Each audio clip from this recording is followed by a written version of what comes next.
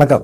எடப்பாடி பழனிசாமி இன்னைக்கு மதுரை, ராமநாதபுரம் மாவட்ட அதிமுக நிர்வாகிகளோட ஆலோசனை பண்ணுறாரு. தோல்விக்கான காரணம் என்ன? தோல்விக்கான காரணம் அவருக்கு தெரியாதா? சரியான கூட்டணி அமைக்கல, கூட்டணி கட்சிகளை ஏமாத்தினது, பாஜகவுக்கு கொடுக்க வேண்டிய தொகுதிகளை ஏமாத்தினோன்னா பாஜக ரொம்ப டென்ஷன் ஆயிடுச்சு. குறிப்பாக பார்த்தீங்கன்னா பாஜக கேட்டது 70-80 தொகுதிகள். நாடாளுமன்ற தேர்தலில் நாங்கள் தனிப்பட்ட முறையில் 11.7% வாக்குகளை வாங்கி வச்சிருக்கிறோம். நாங்கள் கிட்டத்தட்ட உங்களுக்கு நெருக்கத்தில் தான் இருக்கிறோம். எங்களுக்கு 234 தொகுதியும் கொடுக்க வேணாம், எங்களுக்கு 80 தொகுதி கொடுங்க அப்படின்னு சொன்னாங்க. மீதிய கூட்டணி கட்சிகளுக்கெல்லாம் கொடுங்க அப்படின்னு தான் பேசினார். அண்ணாமலை பேசினார். அண்ணாமலை இப்போ இருந்துக்கிற வரைக்கும் சரிப்பட்டு வராது அப்படின்னு சொல்லிட்டு மாநில தலைவர் நயினா நாகேந்திரனை கொண்டு வந்தார். அவங்க 80 தொகுதி கேட்டாங்க. பாஜக 27 தொகுதியில் கொண்டாந்து நிப்பாட்டினார்.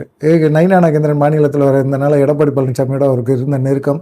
அதனால் அவர் எடப்பாடி பழனிசாமி சொல்கிறத மட்டும் கேட்டுக்கிட்டு அப்படியே சரின்னு தலையாசிச்சிட்டாரு. சரி, 27 தொகுதி வாங்கினாங்கல்ல, அந்த 27 தொகுதியாவது நமக்கு கொஞ்சம் அது பிரயோஜனப்படக்கூடிய தொகுதியாக வாங்கியிருக்கணும். அதுவும் வாங்கலை. அதில் அதிமுக நின்னாலே ஜெயிக்க முடியாது. இதில் பாஜக எங்கே ஜெயிக்கக்கூடியது? பாஜக ஜெயிக்கக்கூடிய தொகுதிகள்னு கொங்கு பெல்ட்டில் இருக்குது. கொங்கு பெல்ட்லையும் கொடுக்கல. தென் மாவட்டங்களையும் பாஜக ஜெயிக்கக்கூடியது இருக்குது. அதில் எல்லாத்தையுமே ஒரு லிஸ்ட்டை போட்டு மாநில தலைவர் பதவியிலேருந்து விலகும் போதே அண்ணாமலை கொடுத்துருந்தாரு. ஆனால் அதை எதையுமே இவங்க கன்சிடர் பண்ணவே இல்லை. எடப்பாடி பழனிசாமி பாஜகவுக்கு துரோகம் பண்ணணும், பாஜக ஜெயிக்க விடக்கூடாது அப்படின்னு ஒரு சின்ன சலசலப்பு, மனக்கசப்பு எல்லாமே இருந்தது. ஆனால் அதை வெளிக்காட்டிக்கல. திரும்பவும் தோல்விக்கு அப்புறமும் நயினா நாகேந்திரன் எடப்பாடி பழனிசாமிகிட்ட பெருசாக கண்டுக்கவே இல்லை. தோல்விக்கான காரணத்தை பாஜக மேலிடத்துக்கு தெரியும். ஏன்னா யாரெல்லாம் எடப்பாடி பழனிசாமி ஆதரித்தாங்களோ, நயினா நாகேந்திரன், வானதி சீனிவாசன், தமிழிசை, எல்முருகன், இவங்க எல்லாமே தேர்தலில் தோக்குறாங்க, சட்டமன்ற தேர்தலில் தோக்குறாங்க. அப்போ எப்படிப்பட்ட ஒரு தோல்வியை கொடுத்துருப்பாரு, எப்படிப்பட்ட தொகுதியை கொடுத்துருப்பாரு எடப்பாடி பழனிசாமி அப்படிங்கிற ஒரு கோபம் பாஜகவிட்ட இருந்தது. சரி, தோல்விக்கான காரணம், பொறுப்பு இதெல்லாம் யார் ஏற்றுக்கணும்? கட்சி தலைமை, கூட்டணி தலைமைன்னு ஒன்று இருக்குல்ல, அதிமுக தானே. அதிமுக தலைமை அவங்க தானே தோல்விக்கான காரணத்தை எடுத்துக்கணும். அதை ஏற்றுக்கவே மாட்டேங்கிறாரு எடப்பாடி பழனிசாமி. அப்படிங்கும்போது ஒவ்வொரு மாவட்டமாக போய் ஆலோசனை பண்ணுறாரு. இப்போ ஒரு 10 நாளைக்கு அப்புறம் ரெஸ்ட் எடுத்து அடிங்கடா இனி அப்படிங்கிற மாதிரி எடப்பாடி பழனிசாமி இப்போ மதுரை, ராமநாதபுரம் இந்த மாவட்ட நிர்வாகிகளோட ஆலோசனை கூட்டம் சென்னை ராயப்பேட்டையில் நடந்துகிட்டு இருக்கு. ஏற்கனவே மாவட்ட செயலாளர்கள் கிட்டத்தட்ட அவங்க விழுப்புரம் மாவட்டத்தில் இருக்கிறவங்க ஒரு 500 பேர் அவங்க வேனை பிடிச்சி, பஸ்ஸை பிடிச்சி அவங்க போய் எடப்பாடி பழனிசாமிகிட்ட இந்தா எங்களுடைய ராஜினாமா அப்படின்னு கொடுக்க போகிறேன்னு சொல்லிட்டு அவங்க வேற ஒரு சைடு, இந்த சைடு இவர் ரொம்ப சிக்கல் பிடிச்சது மதுரை, ராமநாதபுரம் ஏரியாலாம். அங்கெல்லாம் அவங்களும் இந்த மாதிரி பிரச்சனை, பஞ்சாயத்தெல்லாம் ஏகப்பட்டதை பார்க்கக்கூடியவங்க, பார்ப்பாங்க அவங்களும். ஆனால் எடப்பாடி பழனிசாமிகிட்ட தைரியமாக தான் பேசுகிறாங்க. எடப்பாடி பழனிசாமினால் இன்னுமே அதிமுக முட்டு கொடுத்து தூக்கி நிறுத்த முடியாது அப்படிங்கிறது தெரிஞ்சு போச்சு. ஒன்றும் ஒருங்கிணைஞ்சு செயல்படணும். ஒருங்கிணைஞ்சால் கூட இன்னமும் கஷ்டம்தான். ஆனால் அந்த ஒருங்கிணைப்புங்கிற விஷயத்தை எப்படியாவது கொண்டு வர பாருங்க அப்படின்னு சொல்லி தான் மதுரை, ராமநாதபுரம் மாவட்ட நிர்வாகிகள்லாம் பேசுகிறாங்க. அதுலேயும் ராமநாதபுரம் நிர்வாகிகள்லாம் என்ன சொல்லிடுறாங்க அப்படின்னா, பாஜகவுக்கு நீங்கள் அதிக தொகுதி ஒதுக்குனது தப்பு. எதிராக அதிக தொகுதி 27 தொகுதி அதிக தொகுதியா? அவங்க கேட்டது 80. கிட்டத்தட்ட நீங்கள் 20% வாக்குகளை தான் வச்சுருக்கிறீங்க. அவங்க 11.7% வச்சுருக்கிறாங்க. கிட்டத்தட்ட 8.2% வாக்குகள் தான் உங்களோட அதிமுக மிகப்பெரிய இயக்கம்னு சொல்லக்கூடியது. ஆசியாவிலே 3வது மிகப்பெரிய இயக்கம், கட்சி அப்படின்லாம் பேசிகிட்டு இருக்க நீங்கள் பாஜகவுக்கும் உங்களுக்கும் பெரிய அளவில் வாக்கு வித்தியாசம் இல்லை. அண்ணாமலை மாநில தலைவராக இருக்கிற வரைக்கும் கொண்டாந்து நிப்பாட்டி வச்சுருந்தார், சம்பவம் பண்ணி வச்சுருந்தார். அதெல்லாம் மறந்துட்டு பாஜகவுக்கு நீங்கள் ஒதுக்குன அதிக தொகுதியை ஒதுக்குனீங்களே, அது ரொம்ப வேஸ்ட்டுங்க.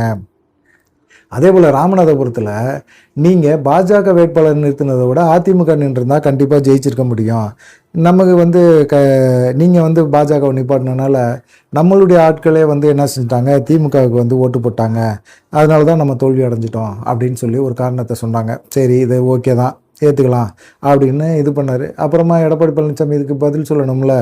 நம்ம தோல்வியிலேருந்து மீண்டு வரதெல்லாம் ஒரு பெரிய விஷயமே கிடையாது. நமக்கு தோல்வி ஒரு இதே மேட்டரே கிடையாது. நம்ம தோல்வி அடைஞ்ச பிறகு நம்ம வெற்றி தான் நம்ம அடைவோம்னு சொல்கிறாரு. தொடர்ந்து தோல்த்துக்கிட்டு தான் இருக்கிறாரு, தோல்வி தான் கொடுத்துக்கிட்டே இருக்கிறாரு. அவரால் ஒரு வெற்றியை கூட கொடுக்க முடியல அப்படிங்கிறது அதிமுகவில் இருக்க தொண்டர்கள் எல்லாத்துக்குமே தெரியும். ஆனால் என்ன பண்ண முடியும்? அவர் சொல்கிறத அப்படி தான் சொல்லிகிட்டு இருக்கிறாரு. என்ன பண்ணுறது? துரோகிகளால் நம்ம சூழ்ந்துட்டோம், துரோகிகளால் நம்ம இருக்கிறோம், துரோகிகள் நம்மளை சூழ்ந்துருக்கிறாங்க, யார் துரோகினே கண்டுபிடிக்க முடியல அப்படின்னு எடப்பாடி பழனிசாமி மற்றவங்கள பார்த்து கை நிட்டார். அண்ணா சொன்னது தான், மற்றவங்கள நோக்கி ஒரு விரல் நீட்டினா 3 விரல் நம்மளை நோக்கி நிற்கும் அப்படின்னு சொன்னார்ல, அண்ணா சொன்னார்ல. அது மாதிரி இவர் மற்றவங்களை குறை சொல்கிறதுல மட்டும்தான் இருக்கிறாரு. மற்றவங்களாம் விட இவங்க மேலே தான், எடப்பாடி பழனிசாமி மேலே தான் தவறு இருக்குது அப்படின்னு சொல்கிறாங்க. உள்ளாட்சி தேர்தலில் கவனம் செலுத்துங்க. உள்ளாட்சி தேர்தலை பாருங்கள். நம்ம கூட்டணி இல்லாமல் திமுக பலகீனமாக கிடக்குது. இப்போ உள்ளாட்சி தேர்தலில் கூட்டணி இல்லையா அவங்கள்ட்ட. கூட்டணி ரொம்ப ரொம்ப பலகீனமாக இருக்குதான். திமுகவை அவர் பார்க்க வேண்டியதே அவசியமே கிடையாது. எதுக்காக திமுக பார்க்குறாரு? திமுக அவங்க கட்சியை எப்படி வந்து ஆளுங்கட்சியாக திரும்ப கொண்டு வரணும்னு அவங்க யோசிப்பாங்க. திமுகவுக்காக ஏன் எடப்பாடி பழனிசாமி யோசிக்கிறாரு அப்படிங்கிற கொஸ்டின் தான் எல்லாமே ரைஸ் பண்ணுறாங்க. ஆனால் இந்த சந்தர்ப்பத்தை நம்ம சரியாக பயன்படுத்திக்கணும். என்ன சந்தர்ப்பத்தை? திமுக கூட்டணி இல்லை, கூட்டணி கட்சிகள் எல்லாம் வெளியேறிச்சு, எல்லாமே தாவேக்காவை ஆதரிக்குது. இப்போ அவங்க திமுகவோட இருக்கிற கட்சிகள் எல்லாம் வந்து தான் கூட்டணி வச்சிருந்த கட்சிகள் தான் வந்து தாவேக்கா ஆதரிக்கிறாங்க, முதலமைச்சருக்கு முட்டு கொடுக்குறாங்கன்னு வச்சுக்கோங்க. ஆனால் அதே சமயத்தில் இந்த சைடு அதிமுகவில் இருந்த எம்எல்ஏக்கள் எல்லாம் போகிறாங்க. அதிமுக கட்சியை அஸ்திவாரமே உடஞ்சி போகுது. அப்போ அதிமுக தான் இங்கே நீங்கள் தான் உங்களை தான் காப்பாற்றிக்கணும். திமுகவை பற்றி ஒருத்தரையும் அவங்க கட்சியிலேருந்து யாருமே போகல, உங்கள் கட்சியிலேருந்து தான் நிறைய பேர் போயிட்டே இருக்கிறாங்க. இதை நீங்கள் கவனத்தில் எடுத்துக்காமல் அதிமுகவே குறை சொல்லிக்கிட்டு இருக்கீங்களே அப்படிங்கிற மாதிரி தான் இருக்குது. நம்ம வந்து உள்ளாட்சி தேர்தல், நாடாளுமன்ற தேர்தல், இந்த தேர்தல்லாம் மிகப்பெரிய ஒரு வெற்றியை நம்ம பெறணும். அப்போ தான் வந்து நம்ம கட்சிக்கான ஒரு அங்கீகாரம் கிடைக்கும். மக்கள் வந்து தாவேகா மேலே மிக அதிருப்தி ஆகிட்டாங்க, அவங்களுக்கெல்லாம் வந்து என்ன பண்ணுறதுன்னே தெரியல அப்படிங்கிற மாதிரி ஒரு கொஸ்டினை வந்து ரைஸ் பண்ணி வச்சிருக்கிறாரு. என்னன்னு கேட்டிங்கன்னா, அவருக்கு பொறுத்த வரைக்கும் என்னென்னா, இப்போது முக்கால்வாசி நிர்வாகிகள் வந்து எடப்பாடி பழனிசாமி வந்து மாவட்ட செயலர் பொதுச்செயலாளர் பதவியிலேருந்து விலகணும் அப்படின்னு தான் சொல்கிறாங்க.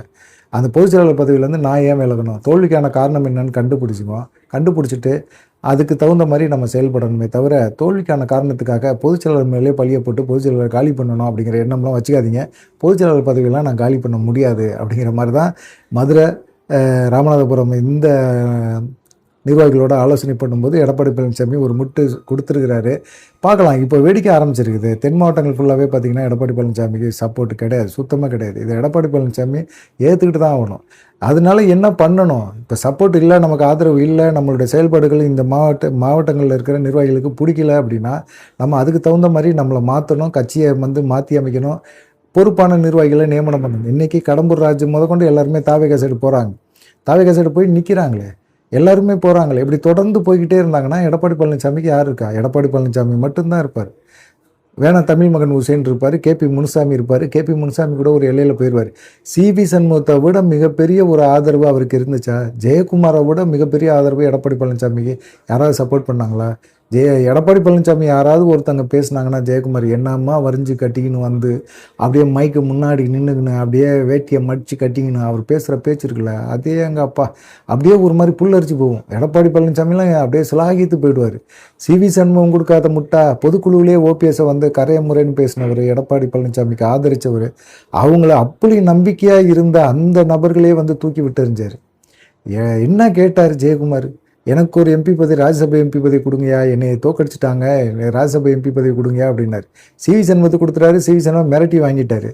ஜெயக்குமாரை மிரட்டுற அளவுக்கு இல்லை, என்ன நம்ம கட்சிக்குள்ளே ஒற்றுமையாக இருப்போம் அப்படின்னு சொல்லிட்டு அவர் எடப்பாடி பழனிசாமிகிட்ட கேட்டார். கடைசி வரைக்கும் தரேன்னு சொல்லிட்டு கடைசியில் ஏமாற்றிட்டு எம்பி சீட்டை பிடிங்கி தாயா ஓபிஎஸ் போய் பண்ணி தர்மருக்கு கொண்டு போய் கொடுத்தாரு அப்படிங்கிற மாதிரி ஜெயக்குமாரை வந்து அப்படி தட்டி விட்டார். ஓபிஎஸ்க்கும் ஜெயக்குமாருக்கும் சண்டை வர மாதிரி ஜெயக்குமாரை அதை உண்மைன்னு நம்பிட்டார். எடப்பாடி பழனிசாமியை பற்றி தெரியாமல் அப்படியா அது உண்மையாக இருக்கும் அப்படின்னு சொல்லி நம்பி அவர் போய் நேராக அவரை வம்புழுத்து ஓபிஎஸ் அதிமுகவில் இருக்கக்கூடாது அப்படின்னு சொல்லி அவர் ஒரு சம்பவத்தை பண்ணி அந்த சம்பவத்தில் இவர் மாட்டிக்கிட்டு கடைசியில் வந்து உண்மை தெரிஞ்சு இப்போ ஜெயக்குமார் ரொம்ப ஆஃப் ஆகி அமைதியாகி போதும்டா, 2026 சட்டமன்ற தேர்தலில் எனக்கு டெபாசிட்டே கிடைக்கல, அதிமுக காரன் கூட ஓட்டு போடல, திமுக காரன் ஓட்டு போட மாட்டான், மற்றபடி திமுக காரன் கூட கடந்த முறை ஜெயலலிதா ஆட்சியில் இருக்கும்போது கூட, ஜெயலலிதா அம்மா கூட இருக்கும்போது கூட அதிமுக மேலே என்ன தான் அதிருப்தியாக இருந்தாலும் திமுக காரன் சில பேர் நம்மள்ட்ட இருக்க பழக்க வழக்கத்துக்காக நமக்கு ஓட்டு போட்டு இருந்தானுங்க. இப்போ அதிமுக காரனே நமக்கு ஓட்டு போடலையா, டெபாசிட்டே இழந்துட்டோம்ல, இப்போ என்ன